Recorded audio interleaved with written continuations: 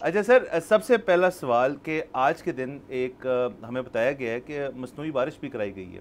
اچھا وہ لاہور میں نہیں تھی، وہ جیلم، گجر خان، تلا گنگ، چکوال کے ایریا میں کرائی گئی ہے اور وہ بڑی سکسیسفلی کی گئی ہے.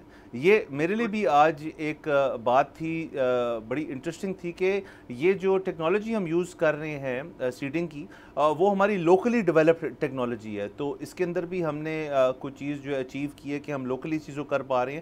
آیا یہ لاہور میں کیوں نہیں ہوئی، یہ بھی ایک سوال ہے. اور دوسرا سر میں چاہوں گا، جیسے میں نے انٹرو میں اپنے کہا، کہ آپ پوری طرح سے اس چیز کو ایکسپلین کریں کہ یہ جو سال ہے اس کے اندر کیا we were building up towards this particular year جس پہ ہم نے 1000 کا ریکارڈ مستقل توڑنا تھا، اور آنے والے سالوں کے اندر آپ کس طرح دیکھ رہے ہیں کہ اس مسئلے کا حل کیا ہے؟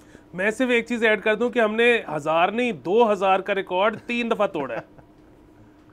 اور آپ ساروں کو مبارک ہو، اور حکومت پنجاب کو مبارک ہو کہ ان کی یہ کلاؤڈ سیڈنگ کا جو تجربہ ہے یہ ان کے لیے کامیاب رہا ہے.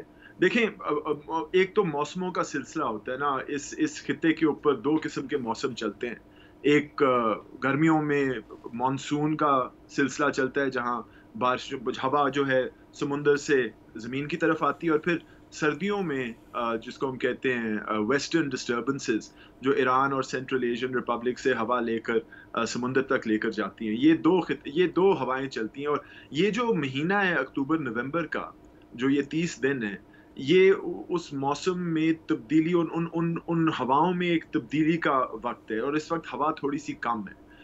اس کے نتیجے میں ہمارے ہاں جو عام طور پہ دن بدن ہوائی آلودگی پیدا ہوتی ہے، جو آج پیدا ہو رہی ہے، جو گاڑیاں، صنعت، بجلی کی پیداوار سے ہوائی آلودگی پیدا ہو رہی ہے، وہ وہی ہے جو کہ 6 مہینے پہلے تھی.